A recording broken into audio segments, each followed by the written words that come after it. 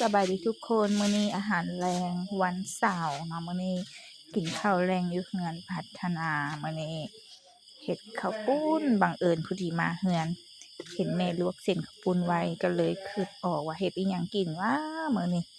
คิดไปคิดมาเนาะโอเคเฮ็ดน้ำข้าวปุ้นซีนกินน่ะเฮ็ดน้ำข้าวปุ้นซีนแล้วก็เลยว่าพอดีมีน้ำหน้ามาหน่อยนึงบ่ได้ถ่ายขั้นตอนให้เบิ่งบ่ได้ถ่ายขั้นตอนให้เบิ่งนะเอาแบบ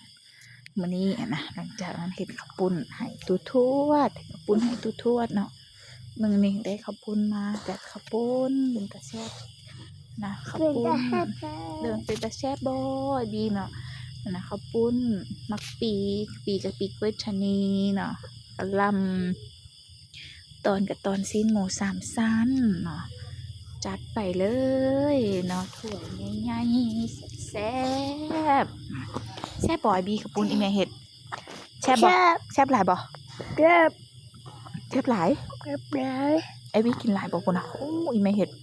เป็นข้าวปุ้นน้ำชิ้นหมูเด้น่ะเนาะแซ่บบ่บีว่าแซ่บหลายลูกชายว่ะ